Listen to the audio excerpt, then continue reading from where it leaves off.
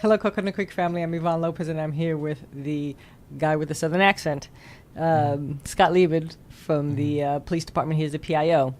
Yeah, people think I'm British. Can you believe that? No, I'm kidding. I'm so, from my understanding, you have a personal story today. What happened? Well, I almost got.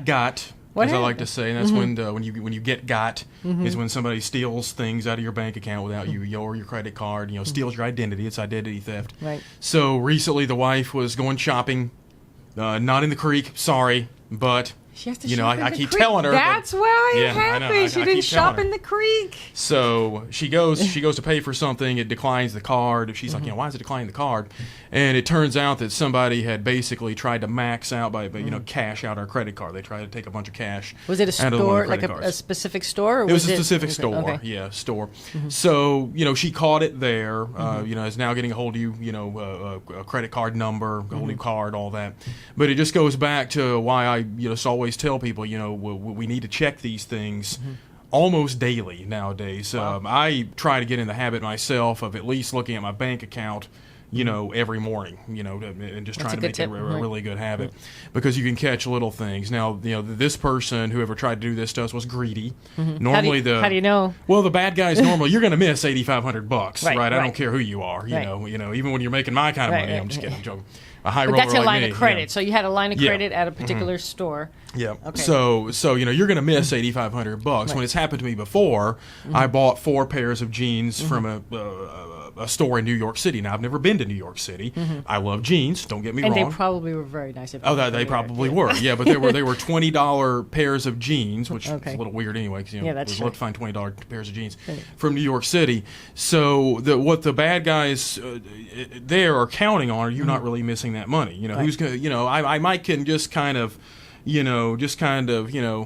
hit you for $20 every now and then. Maybe you don't miss it because you're not checking your stuff. Right. So that's the reason I always tell people, let's check. Let's get in a good habit of it.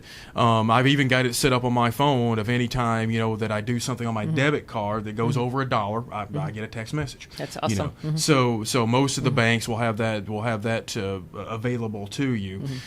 So you can't always count on the bad guys being that greedy. Okay. To where you're going to notice it being $8,500. Okay, so a couple of takeaways is check your statements almost every day, if possible, and get alerts.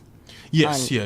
I'm really big on getting alerts, and I would encourage you to pay, for most things, especially online, with a credit card because now the banks are good if you do get got. With your debit card, you'll be okay, but it normally takes a little while longer for the banks to sort that stuff out than the credit cards. Right. I just can't imagine the amount of fraud that these credit cards have to, these credit card companies have to absorb. Right. Because we stopped ours, but if they'd have gotten $8,500 from us, we would have, the credit card companies would have been nice. You file the fraud claim and everything works out.